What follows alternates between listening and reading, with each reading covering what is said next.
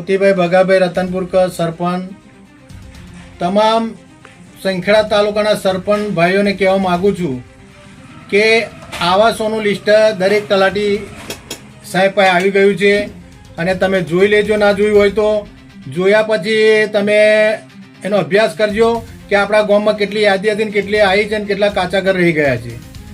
અમે અમારા અહીંયા 200ની યાદી તૈયાર કરી હતી, એમાં આવ્યા છે 60 જ, અને કાચા ઘર હતા, ગરીબ હતા, વંચિત એવા માણસો રહી ગયા છે અને પાકા 60માંથી 15 તો પાકા આવ્યા છે.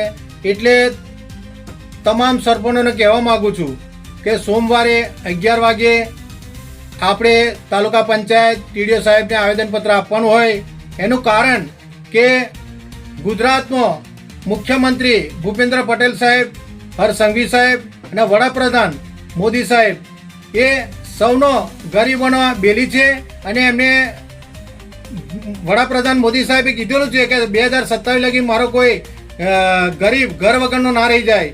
એમને સર્વે કરવાનું અભિયાન ઉઠાવ્યું, દરેક તાલુકાને જાણ કરી અને જાણ કર્યા પછી તાલુકા લેવલેથી સર્વે કરવામાં આવ્યું. પહેલું પોતાની પંચાયતના તલાટીઓ યાદી બનાવી અને આપી, પછી સર્વે કરવામાં આવ્યું. સર્વે કરવામાં આવ્યા પછી બે વાર સર્વે થયું. એનીમાં જે યાદી પ્રમાણે હતા એ કોઈ મકાનો આવ્યા, ગરીબોના આવ્યા નથી અને પાકા મકાનો આવી ગયા છે અને દરેક તાલુકામાં અન્યાય થયો છે.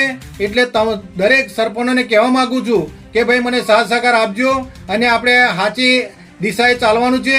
અને મોદી સાહેબ, વડાપ્રધાન, ભાજપની સરકાર હોય એ ઘણું એવું કામ દરેક ગરીબોનો કરે છે. અને આવાસોમાં કે મારો ગરીબ કોઈ ઘર વગરનો ન રહી જાય એવી દરેક તાલુકા લેવલે, જિલ્લા લેવલે સૂચના છે.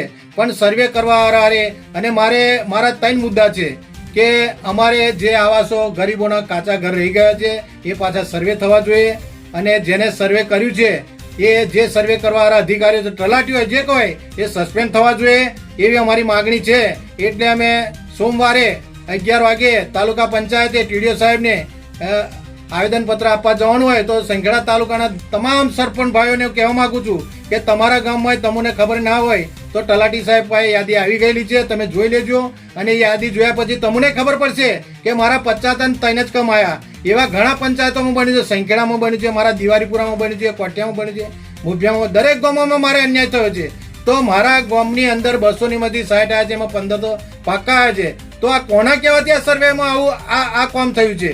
એટલે મારી પંચાયતમાં જેને સર્વે કર્યું છે એ સસ્પેન્ડ અવશ્ય થવા જ જોઈએ એવી મારી માગણી છે. જય હિન્દ, ભારત માતા કી જય.